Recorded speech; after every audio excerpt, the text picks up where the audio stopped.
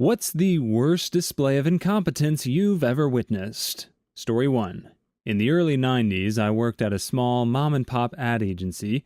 There were less than 10 employees. I was a graphic designer and spent most of my days behind a 21-inch CRT creating illustrations of food for several weekly newspaper inserts. The company had been doing weekly inserts like this for over 20 years, 4 years digitally, and had a pretty good library of artwork stored on the server. But as product packaging changed, or new products were released, it was our responsibility to create it. For this task, we had a monthly stipend from the advertiser to purchase items as required so that we could photograph them, get them into our system, and photo illustrate them. Now, let me introduce a man named Floyd. Floyd was an elderly gentleman. If I had to guess, he was 70, if he was a day. He was our driver. As an ad agency, often you're running film and stats and other printing press type things across town last minute to make deadlines. It makes sense to have a driver. Floyd was good at being a driver. We gave him an address and he went there. And he dropped off what he had. Not much thought goes on. However, one late Wednesday afternoon, we're on deadline. Grocery inserts go in the Thursday morning papers, and I learned very late that we're missing the new bag art for the 10-pound bag of Alpo dog food that's on sale tomorrow. As far as my job goes, this is about as panicked as I can get. Aside from a computer meltdown, there was not much else that could go wrong in my position.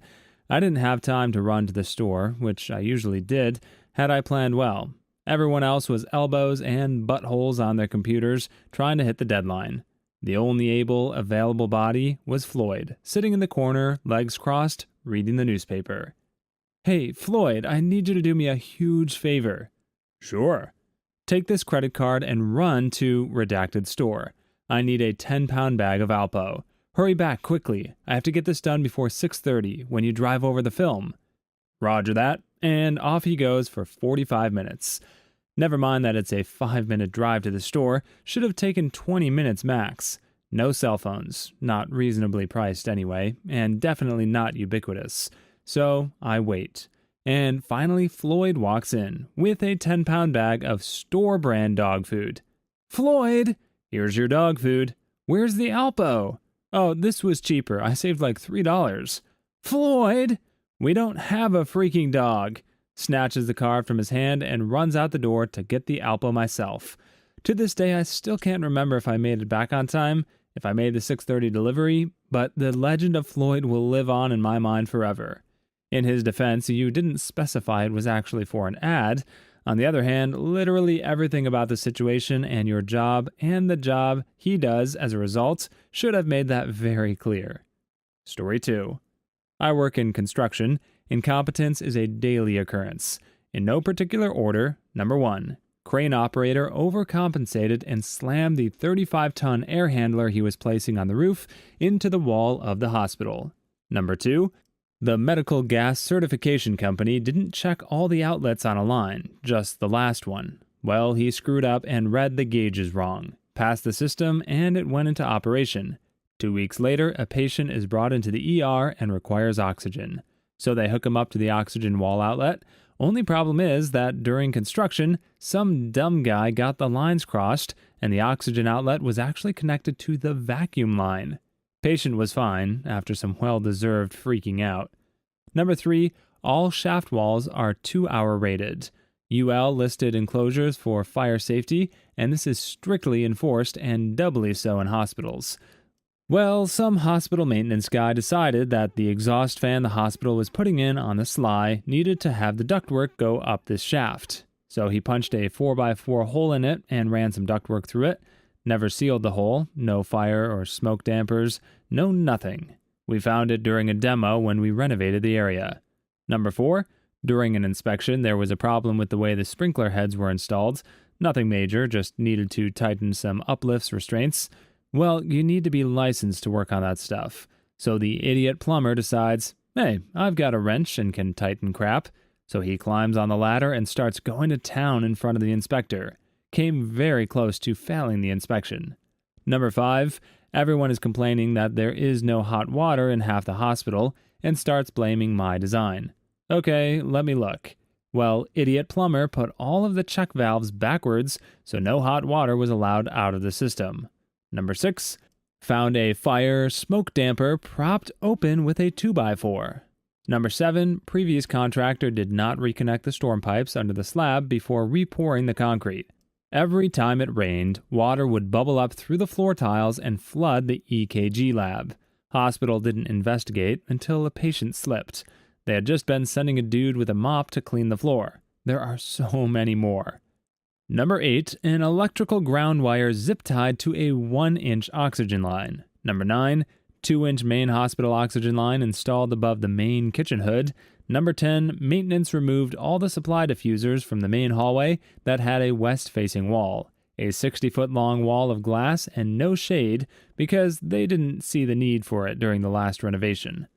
Well, then don't complain to me when the insulation on the chilled water piping is soaked like a sponge and you have a nice brown line on your ceiling tiles showing the pin path, and the room is hotter than Satan's armpit. Number 3. The collective group of people that form Aetna. I've been dealing with claims from my mother's visit to the ER last year, and I never understand how they haven't gone out of business with that level of incompetence. The ER doctor sent us a bill for $1,335. We're supposed to be responsible for $178. All right then, I paid that amount. 2 months later, the ER doctor sent us a bill for the remaining balance. I called Aetna, and they promised to reprocess it. 2 months went by. Nothing. Meanwhile, we got the same bill from the doctor every other week, nagging for payment. I called for the same thing 15 more times. That spanned the course of 6 months. Finally, in March, someone processed it and sent out a check to us. Surprise, surprise, it never came. In May, I called and they said somehow the check went missing. They reissue it. 5 calls, and 1 month later, no check. In June, I got someone who finally processed it, and 2 days later, a check came. Guess what? It's $266 less than what we still owe the doctor. I've made about 5 calls since June, and still no payment in sight. One rep after another promised me they'd send it in to be reprocessed, and nothing ever happened. I've been disputing this claim for 13 months, and still no end in sight. Do the people at Aetna's claim department sit around reading BuzzFeed all day? Oh, bonuses! There was also a claim from my father that was processed as out-of-network while the provider was in-network. That took 5 calls and 3 months to be resolved. Also, right now, I see about 20 claims for her physical therapy sessions that are covered 100% since her deductible is maxed out, but they processed it as out-of-network and claim we owe the therapist $3,000. At this point, Aetna is even higher than ISIS on my top most hated organizations. If they have a Facebook or Twitter page, I advise you bombard it with this crap. Bad publicity usually gets a company off its butt. Story 4. Probably Slingshot Tim, a guy I used to work with who managed to slingshot himself into an office table during a meeting. Tim was the definition of an unnecessary hire. His dad was one of our most important suppliers at the time, so the boss was forced to hire him for a job he basically couldn't do, but also couldn't ever really be fired for. It was the moron sweet spot. During one meeting with Tim, I saw him lean really far back in his chair during a meeting, far enough back that the chair started to creak loudly. So far, so standard. But Tom had done this maneuver without turning the little knob thing under the chair to give himself a little slack, so he had to push really hard against the base of the table to stay in his casual position. It looked like a surprising amount of effort. Tim was visibly sweating to stay cool. Eventually, Tim couldn't take it anymore and ended up slipping about 2/3 of the way into the meeting. Thanks to physics, the lack of tension shot his chair forward, throwing him into the conference table. He took the entire desk to the chest, shaking the projector enough to unplug it from the wall and spilling more than a few cups of coffee. It was the most hilariously loud and stupid thing I've ever seen in a meeting. Even people walking by the conference room completely stopped to witness this grown man turn himself into a human catapult. He picked himself up off the floor in a daze, then started hurriedly packing up his stuff amidst uproarious laughter and ran out of the room. I'm not sure if Tim still works there, but I'm definitely sure the legend of Slingshot Tim endures to this day. Our latest crime-fighting superhero, Slingshot Tim. Story 5. I was working with an older transportation engineer at work. The guy had literally designed hundreds of miles of highways, interchanges, and roadways. He was helping to write a 100-page document that I was an editor on. He took the document without speaking to any other member of the team and sent it out to 20 different people for their input without track changes on it. He said he thought that if he didn't change the name of the document, that it would just automatically update on our server when they made changes to it. In the end, I ended up with more than 25 versions of it that I was checking line by line for changes at all hours of the night because it was due in several days and some of the changes conflicted. I explained the whole issue to him once I was finished fixing it all, but he did it again on another smaller document a month later. Then he retired suddenly. I think that they asked him to leave because his skills stopped developing in the 1970s and because he stole food from work all the time, even though he was rich. Don't miss him one bit. Holy crap, we track changes via Google Docs on stupid fanfic edits. I can't imagine not doing that in an office setting. Story 6. This story doesn't end with someone almost dying or anything, but it was the moment where I realized just how incompetent the company's middle management was. I work for a luxury retail company. My manager had been having issues getting into the hiring system to post job openings and push through resumes. He hadn't had access to it since he was hired, for whatever reason. He had been trying to sort it out for months because school was starting up again and he knew he needed more staff. He had been in an exchange with the person in charge of hiring, and he kept explaining he didn't have access to the system. All the person had to do was email him a link to reset the password, and he was golden. He gets an email saying that she will put it on her list of things to do today. She sent him an email saying she would send him an email with the link when she could have sent him the link immediately. We still don't have access to the hiring system, and it's been a month. I hate people that do that crap. She should be fired. Story 7. I work at a golf course. The manager asked the old incompetent guy, whose wife begged the manager to give him a job so he'd get out of the house, to clean the yardage markers, middle of the fairway at 250, 200, 150, 100. He was doing stuff before that, so around 11:30, when the course is packed, he drives out and sits down in the middle of the fairways so he can use a wet wipe to wipe off these markers. A couple of us were all finishing up on the same hole, so we were talking. What the frick is he doing? We finally drove over, waved the players off. Oh, I didn't realize there were people playing. 11:30 at a golf course. When exactly did you think people played golf? Then he does the same thing, goes out to trim tree branches on trees more or less in the middle of the fairway. This is a 65-year-old man. I'm 25. I had to drive out there and tell him, Joe, you cannot be standing here trimming while people are aimed straight at you. Maybe that is the way he wanted to become deceased. Bailed. Story 8. The time I was in the hospital after childbirth and got a migraine.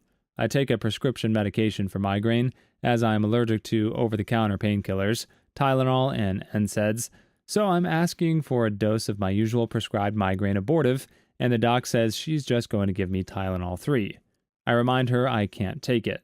See, this big red allergy band on my wrist, she asks what my reaction is. Hives and facial swelling.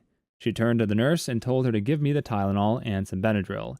I told the nurse there was no way I was taking the Tylenol. Finally, they agreed to give me my migraine medicine. Then the nurse couldn't figure out the auto-injector, so I just did it myself. Also, upon discharge, what do you think they gave me as a painkiller? Percocet, of course, which contains Tylenol. So it took me another couple of hours to get that straightened out and get a painkiller prescribed that wouldn't land me in anaphylaxis. And it should be no surprise that this was at a military hospital. Please like and subscribe if you've made it this far. I hope you'll enjoy the rest of this video and have a wonderful day. Story 9. Had one of my chefs chopping and blanching chips and fries, a job usually left for whatever commis was on shift, but we were short that day, so I got him on it. He had a large baby killer, a large plastic container. They come in many sizes and have a small sticker of a baby falling into them on the side, full of water, and after he had chopped, would dump the fries in there to soak the starch out. Usually you would drain them out and then fry. Well, he just walks straight over to the fryer and dumps the whole thing in, water included. I'm in shock at this point, but run over and drag him away, and then lunge for the emergency electricity cutoff switch, Hit that, then move away. The oil fizzes for a few seconds, and then just erupts and fills the kitchen with gallons and gallons of oil. One of the stupidest things I've ever seen happen in a kitchen. Man, you saved homie's life. Story 10. I was doing contract work in Miami for a drug company making a product containing nitroglycerin. They had a chemist, PhD, who I thought did some odd things, but one fine day we had a meeting across town with him in it. It was a planned meeting. The subject material was known to all days before it. During this meeting, the good doctor gets up to make some point. This prompted him to start drawing a stick figure of nitroglycerin on the whiteboard. He drew 3 carbons. So far, so good. And then another, and finally a 5th. At my boss. I'm a research and development engineer, physicist by degree, and he saw it too. Nitroglycerin doesn't have 5 carbon atoms in it. While this might be a little nitpicky, this guy was the chemist for this plant, with PhD, and nitroglycerin delivery was the entire point of the product. I checked everything I saw from him after that, lest it become my mistake. Story 11. I work as a 911 ambulance dispatcher. This chick got a promotion she didn't deserve, and she was primary dispatcher one day. Had a unit going to a standby when they came up closer for a cardiac arrest, as in someone is passing away or has already passed. They need help immediately. The unit going to the standby, with no patients, was about 7 minutes closer than the unit she assigned. I let her know, she acknowledged me, and promptly left things the way they were. I wonder if the cardiac arrest would have had a better outcome if she hadn't been so incompetent and switched the units. My supervisor told me to deal with it because she was promoted over me. I absolutely loathe managers who can't manage, or expect me to manage up, and then still screw it up and blame me. And that's just in accounting, where mistakes can be fixed slowly. This is totally unacceptable in a profession where lives are at risk every hour. Story 12. My coworker, Joe, not his real name, came in one Monday morning and told me that he lost his eyesight for about half an hour over the weekend because he was looking at the moon through a telescope without filters. Joe came in another day with a cast on his leg and told me about how he fell in a hole that had rebar in it on site at a project because there was a newspaper covering the hole and he stomped on the newspaper. He let a worker cut a pipe with a saw while holding the pipe in one hand, and he cut off a finger. Who is Joe? What does he do at our company? Oh yeah, Joe is our OSHA competent person on the field. I know he's done something dangerous and stupid lately, and as soon as I find out what it is, I will post an edit about it. Story 13. I worked at A&W when I was in high school. One day my manager decided to go clean the bathroom. He comes back about 5 minutes later, complaining of a headache, and that the fumes must be getting to him. I asked him what cleaner he used, and he said, "Oh, I mixed some of the blue with some of the orange." He mixed cleaner that had ammonia in it with bleach. The fumes were getting really bad in the store, so I told him to dump it and that we needed to get the doors open. I had one of my coworkers run home to get some fans, and we got the store aired out. I was 17 at the time, and my manager was 25. What a freaking dumb butt. Story 14. Oh, there's a lot, but one of them sticks out. For my job, I work with a lot of files and storing them. This one lady didn't quite get how that was done, so she put a bunch of files in a box and then wrote down the identifying number for each of those files on a piece of paper. So then I get to the office, and I'm handed a stack of 20 boxes and a stack of 20 sheets of paper, with no way of telling which box corresponded to which piece of paper. We store thousands of boxes of files. No amount of explaining could get this woman to understand that we don't go dig through every one of those boxes every time someone needs a file back. Story 15. Oh, another one. I was working at a gas station and had to hit the emergency stop on a pump because a dumb guy let his 4-year-old try to pump gas, and he got it in his face, in his eyes, and the father comes running in, and I direct him to the eye wash, and the whole time he's screaming at me because his kid got gas in his eyes. Had to call fire rescue to come, and the guy continued to blame and scream at everyone who was trying to help, saying how he's going to sue the station and blah blah blah. I just felt so bad for this kid. Story 16. I worked at an assisted living facility. There were outlets that had red covers. They were red because it signified that the outlet was hooked up to the generator. This was for the many patients who were hooked up to machines that they needed to continue living. So if the power went out, they would not pass away. Place gets repainted, so all the outlet covers are removed. See where this is headed? No one pays any attention to the color coding, and the red covers get put all over just willy-nilly. Wasn't until many months later, when a huge storm took the power out for days, that anyone realized this grave mistake. Fortunately, no lives were lost. Story 17. The Blohard Consultant the home office had sent us, with some good news, some bad. In his pep talk about the good news, he kept trotting out his deep understanding of business by using words like synergies and core competencies. It was unbelievable BS babble. People were rolling their eyes. Even the boss couldn't hide his disgust. Then the consultant got the bad news. Some jobs would be lost through nutrition. The boss asked him if he meant attrition. Nope, nutrition. What? You're going to starve us? Howls of laughter, everyone looking around like, what the F? That was it. The boss ended the meeting right there, visibly furious. I never saw the consultant again. Story 18. We have this chemical we have to inject in our process to make sure solids don't come out of the liquid. We've been warning this particular customer for months that the level of this chemical was low and dropping, and they better add some stat. Instead, they decide to use the Kramer Approach and push it to the last drop. Now they have solids in all their tanks and pumps, causing them to have to shut down and clean out every piece of equipment manually and losing production for about a week. That's a couple of $1 million down the drain. Good jobs, guys. Story 19. Our server room at my last job began leaking water from the ceiling. Not a good thing. It happened during the second shift, so the only person there to respond to the alarm was the guy we purposely set on the second shift so he couldn't screw up the busier day shift. Come in the next morning to find a bucket on the floor and a note on the door that he fixed the leak. Didn't report it, didn't get the maintenance team in, just threw a bucket under it and called it a day. Needless to say, one leak ended up becoming several overnight. Story 20. Went to a bagel place on a mildly busy Sunday morning, ordered a bagel, cashier looked at me wide-eyed, said nothing, and went to her manager. Manager comes over, tells me it will be a good 40-minute wait. I was in Vegas a few years ago with some friends, and after a night of drinking and debauchery, we stumbled down the strip looking for food. The McDonald's was open, so we went there, only to be told they were out of hamburger buns. Not sure how that happens, but funny nevertheless. Story 21. I used to work part-time at McDonald's to pay student loans, and the worst thing I've ever saw was this dude casually pouring melted butter into the oil tanks, and when he was done, he just looked at it and went, "Oh." I was too shocked to do anything. Before anyone asks, the containers are very different, and the one with butter in it says butter in all caps. Also, the butter is stored in the fridge, while the vegetable oil is stored in the stockroom. Story 22. We, in Australia, recently had a national census. The government spent millions setting up a website encouraging people to use it.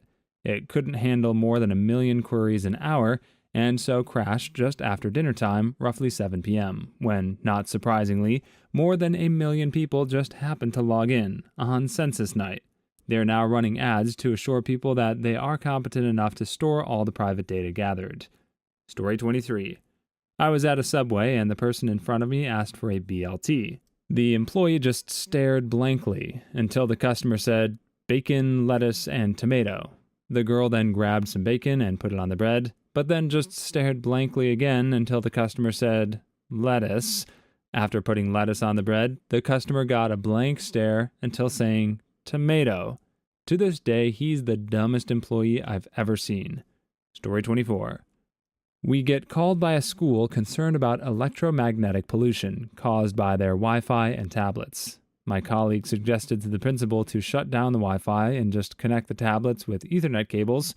While I was there, speechless, the principal replied, "Hey, good idea." EM pollution caused by their Wi-Fi? I thought this stuff was dealt with years ago, with all the double-blind testing, etc. Story 25. I had a tech bring down a computer that was monitoring a medication drip for a surgery patient when I worked for a hospital IT department. They had to close up the patient and move him to a different operating theater because of this. His reasoning was that since he couldn't find where the computer was located to roll out an operating system update, he would take it down and wait for someone to call in a ticket.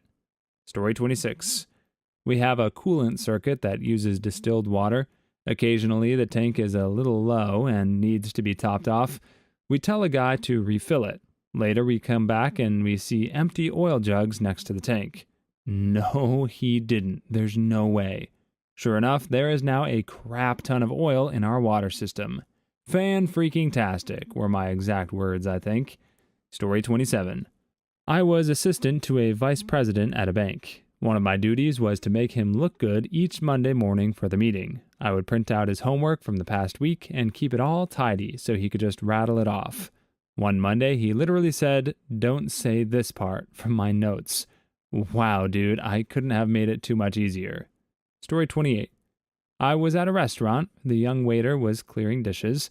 He dropped all the dishes right by the table. Like he didn't even make it a few feet.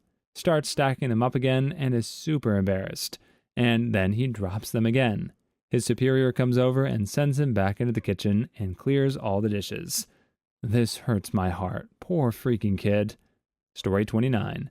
There was a guy who was famous among electricians for his stupidity. The best by far was when a foreman asked him to clean out the trailer and burn everything. He cleaned it out, then burned down the trailer. Dude sounds like a C++ compiler. Story 30. Watched someone try to swipe a library card to try and get into a university building instead of his uni card for about 5 minutes. He looked quizzically at the card and everything, and yes, the two cards are completely different. The shock was so strong, it took me a while before I corrected him. Story 31. I was getting my driver's license renewed in Chicago. I needed to get a vision check. I put my eyes up to the machine. The clerk said, "Please read the," couldn't hear what number she said, line. I asked, "Could you repeat that?" Her response stamped my paperwork and said, "Go pay the clerk." Story 32. A group of students at my workplace who did not realize until they were taking a formal English exam that their teacher had been teaching them the wrong book for 6 months. They failed the exam, but inexplicably, they're all fluent in Swedish. Story 33. We were running out of stock space at work, so the company spent $3 million to renovate the stockroom, and by the end, we lost stock space. They call it manglement for a reason. Story 34. There was a woman who survived a car crash, but was left for days in the car with her unalive family because the police didn't come to check it out. She passed away in the hospital. Story 35. The Hungarian government is trying to tax the internet. It was going to be a fixed rate per gigabyte. It was bafflingly stupid, really. Please leave your stories in the comments. I'd love to make a video of them in the future. Also, don't forget to like and subscribe.